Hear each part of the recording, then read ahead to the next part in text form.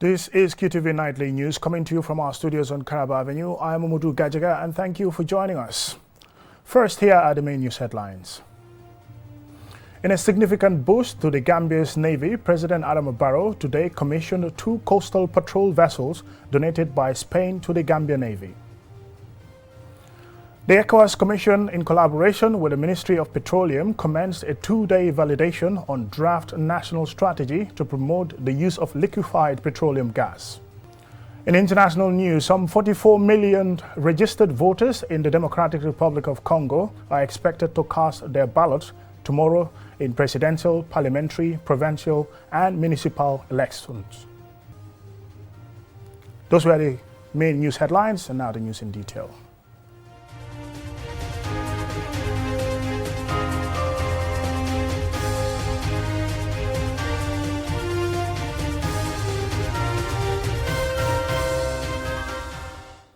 Welcome and thank you for joining us. This is Qtv News. In a significant boost to the Gambia's Navy, President Adama Barrow today oversaw the handover and commissioning of 2 coastal patrol vessels donated by Spain to the Gambia Navy, enhancing maritime capabilities. And Lena Igwenyiba was in attendance and she filed this report.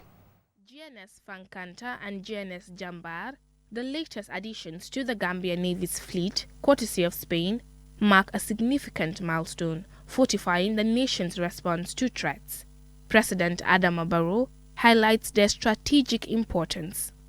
This force patrol vessel, GNS Fankanta, is a high-endurance fast patrol vessel. It is the first offshore patrol vessel in our Navy's fleets since 1989. Renamed GNS Jambar, the vessel is deployed to execute fisheries inspections, conduct patrols and provide escort duties and other short-range coastal missions. Laura Mayoral Aguilera, Spanish charge d'affaires, and Javier Moscoso of Spain's Guardia Civil both emphasized the vessel's role in addressing irregular migration, a shared concern by the 2 nations. Last week, we mourned the loss of 20 young people from Carton, and a few weeks before, it was in Bacau. Our thoughts are with the families of the victims. This is a tragedy we are going to stop together. Spain is more committed than ever to promote safe migration and fight against human trafficking. We believe that the ship we are handing over today will make a decisive contribution to our joint efforts in this area.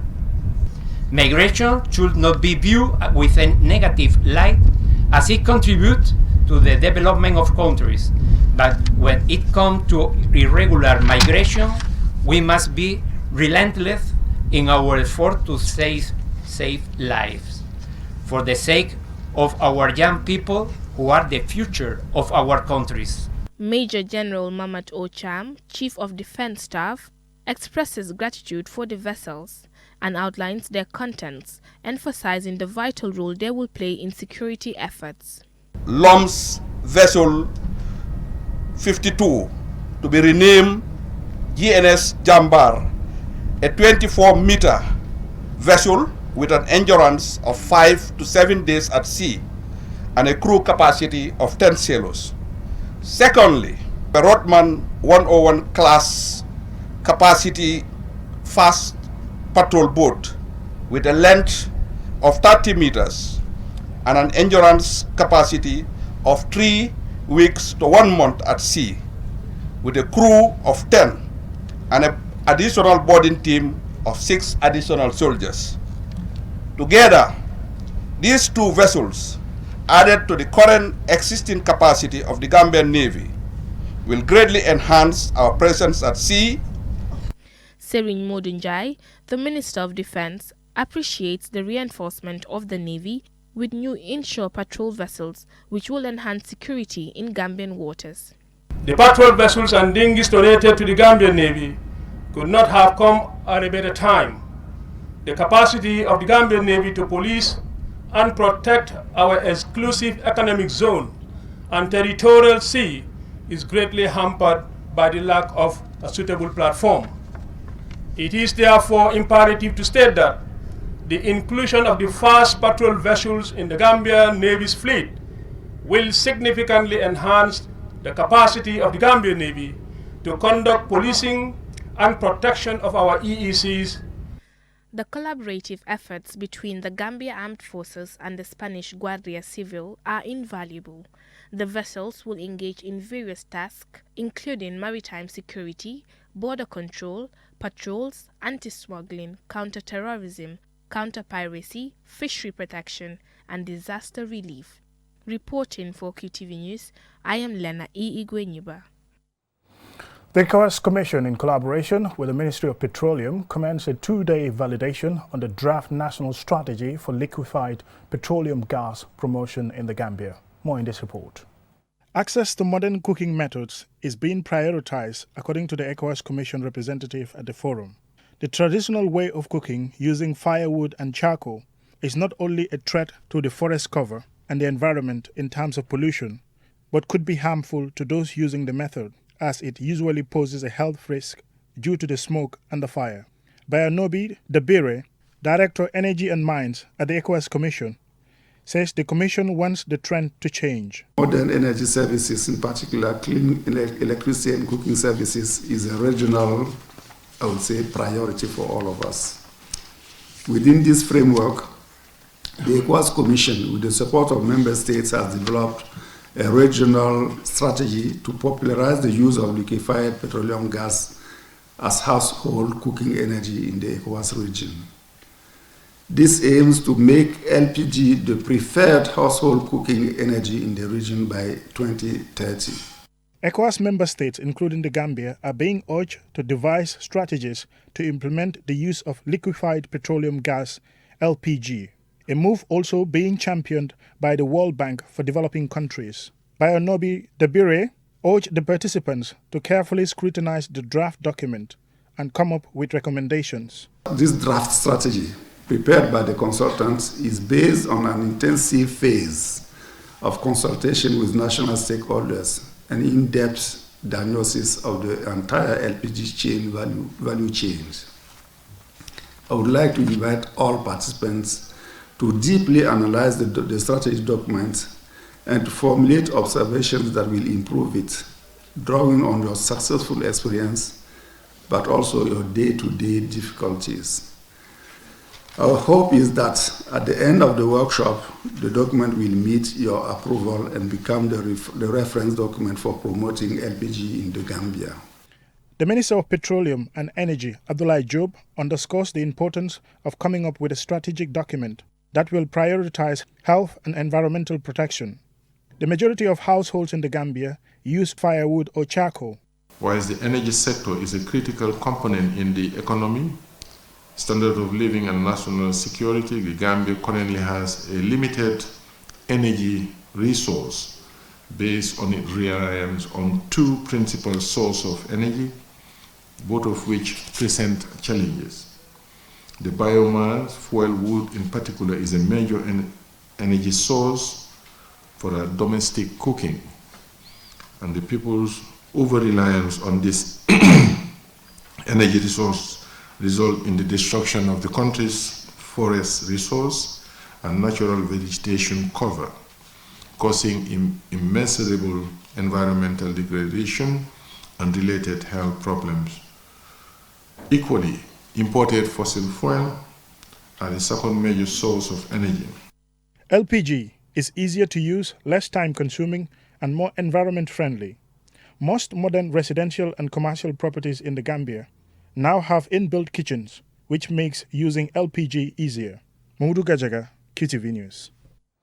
At a ceremony on Tuesday presided over by the Deputy Inspector General of Police, the OIC Gambia Secretariat presented traffic management and logistical support worth approximately $500,000 to the Gambia Police Force and Immigration Department.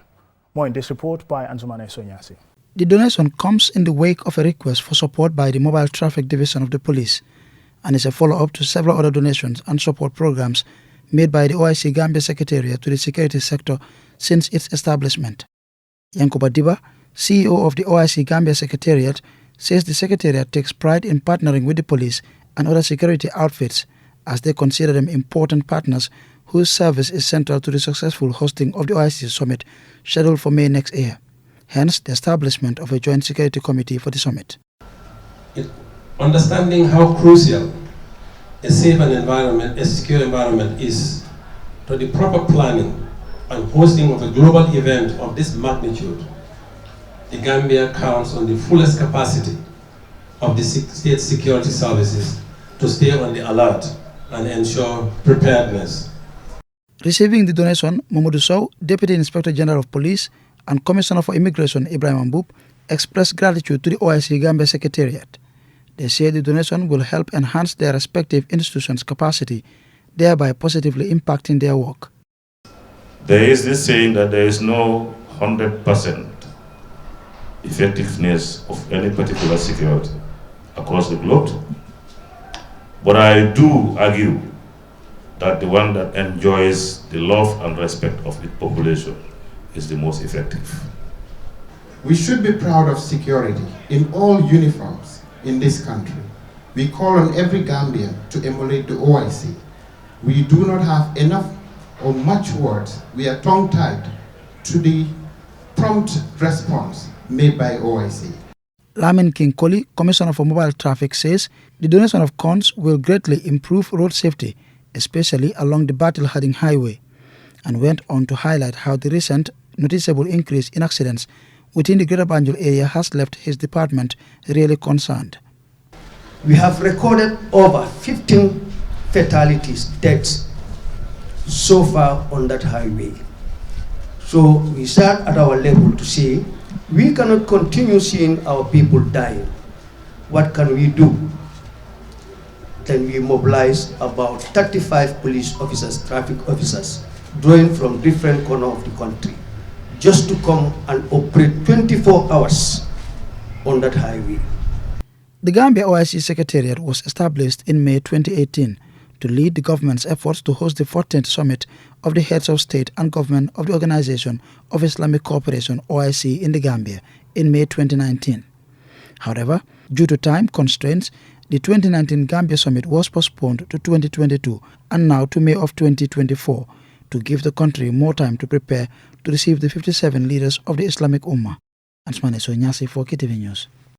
That will lead us a commercial break, and when we return, we still have some more national, international, and sports news stories. Do stay tuned. It's already the festive season at Batimat. End the year in style with our exceptional offers. From December 20th to 23rd, we are having a flash sale. Take advantage of discounts up to 30% off on tiles and sanitary. Hurry up and head over to Batimat. Batimat, welcome home. The Birth Registration Unit under the Ministry of Health is pleased to inform the public that routine birth registration services have resumed across the Gambia. Following the successful introduction of the new electronic civil registration of births and issuance of National Health Insurance Card in 2022, the Ministry of Health will be issuing birth certificates at designated health facilities across the Gambia. All eligible Gambians, especially parents of eligible children, are encouraged to walk into health facilities to obtain a birth certificate for themselves and their children. To be eligible for a birth certificate, you must meet at least one of the following requirements: be born in the Gambia to one or both Gambian parents, be born in the Gambia to parents who are non-Gambians, be born in the Gambia to parents who are refugees resident in the Gambia, be born outside the Gambia to one or both Gambian parents. Those who wish to obtain a birth certificate need at least one of the following documents: infant welfare card, antenatal card for newborn, alcalos attestation endorsed by district chief or mayor, old birth certificate elongated. At least one of the following supporting documents from one or both parents will also be required: birth certificate, Gambian national identity card, infant welfare card, passport, death certificate, residential permit or non-Gambian identity card, refugee ID card.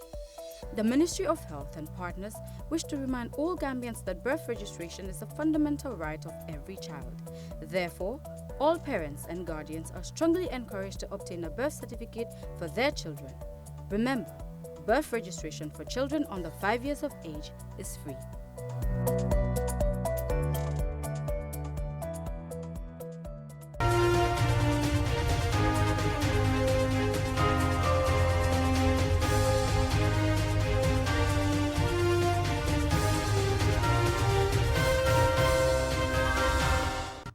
Welcome back and thank you very much for joining us. This is Qtv News.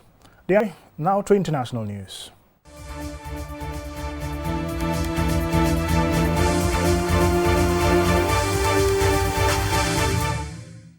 Some 44 million registered voters in the Democratic Republic of Congo are expected to cast their ballots tomorrow in presidential, parliamentary, provincial, and municipal polls. The incumbent president, Felix Tshisekedi, is one of the 19 candidates vying for the presidency. Julden Jai has the rest of the story.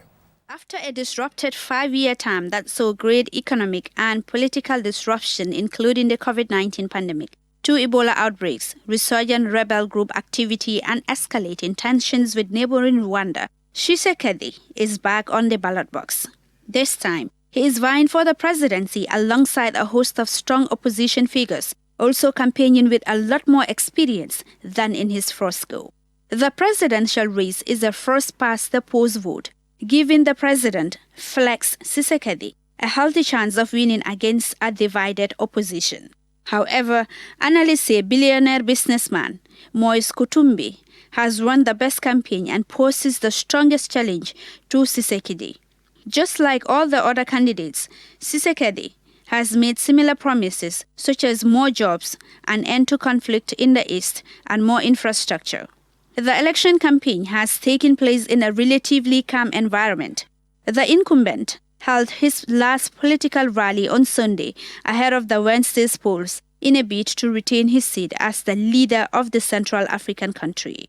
Election-related violence across the Democratic Republic of Congo risks undermining general election schedule for December 28, 2023, Human Rights Watch had said. Since early October, Human Rights Watch has documented clashes across the country between supporters of rival political parties that have resulted in assaults, sexual violence, and at least 1 death. Supporters of the ruling Union for Democracy and Social Progress Party have been implicated in threats and attacks against opposition party leaders and journalists. Opposition supporters have also been implicated in violence. Incidents of political violence continue to be reported. In 63 years of independence, the Central African nation has only had one peaceful transition of power. That was after Felix Tshisekedi's controversial 2019 win. Within and outside the country, there are high hopes that these general elections will mark another democratic handover, as candidates intensify campaigns to persuade 44 million eligible voters in Africa's second-largest country by size. A peaceful DRC is a priority for most Congolese and its neighbors. The country shares a border with 9 countries. Widespread violence perpetrated by multiple armed groups with varying motives has racked the country's east for about 3 decades now, leading to the displacement of 7 million people. Some 120 armed groups operate in some of their provinces, attacking civilian communities and raping women. Some seek sovereign territory, while others claim to be fighting for the rights of the marginalized groups. Despite having vast mineral resources that should make it among the richest, the country is also one of the world's poorest and has little high-quality infrastructure outside the main cities, with the Electoral Commission still struggling to distribute voting materials to more than 175,000 polling booths. As the December 20th election draws near, the polls, which could mark the second peaceful transition of power in DRC's 63 years of independence, will also be another test for Tshisekedi to see if he can again outsmart his rivals. For QTV News, I am Julden Jai. That's all we have time for on QTV News tonight. Thank you very much for watching. Join us tomorrow for more news and have a pleasant night. Bye.